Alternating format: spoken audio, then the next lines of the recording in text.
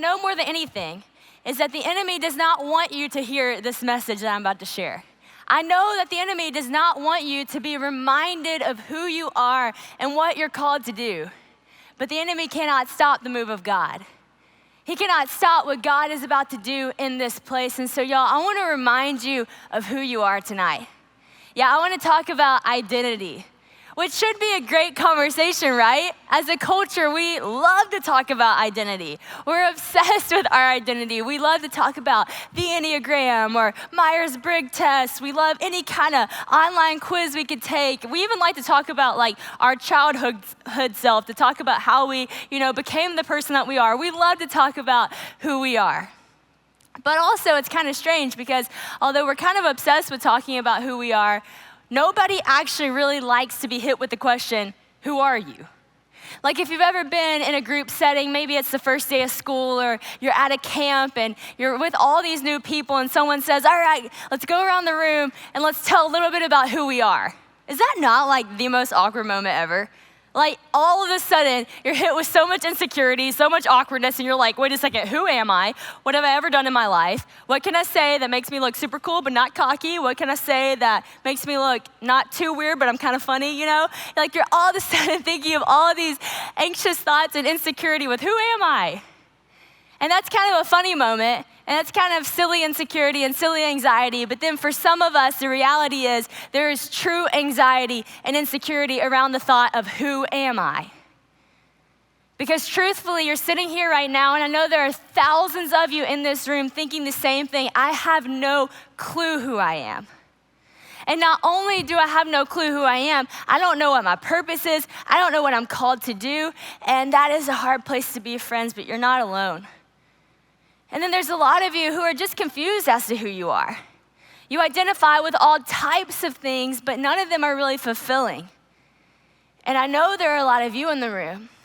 Now, how do I know this? Well, because we've all been there. But also, a few weeks ago, I asked on my Instagram, I said, friends, what do you identify yourself with?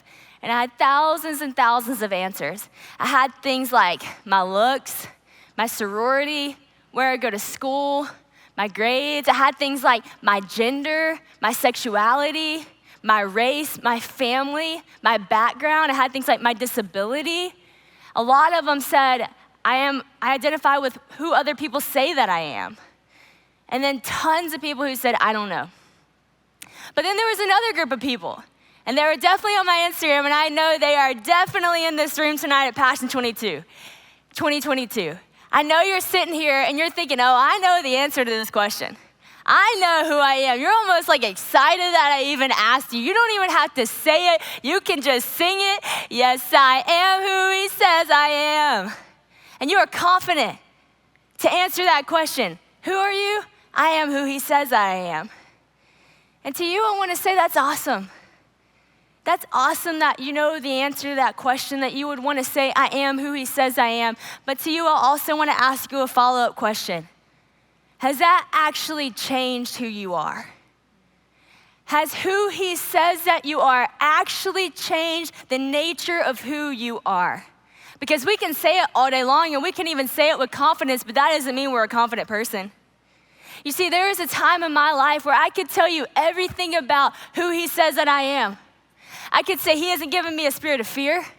I could say that he's made me fearfully and wonderfully.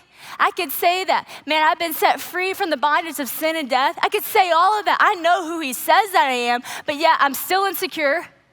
I'm still afraid. I'm still living in shame. And so what he said about me didn't actually change me. Friends, you can know everything he says about you, but what ultimately matters is who he is to you. See, if he's not on the throne of your life, then what he says about you isn't actually going to change who you are. And so we are going to talk about identity tonight. And I do want us to be confident in being able to answer the question, who are we? But there's another question that is much more important that we ask ourselves, because the answer to that question is actually going to tell us who we are and what we're going to do with our life.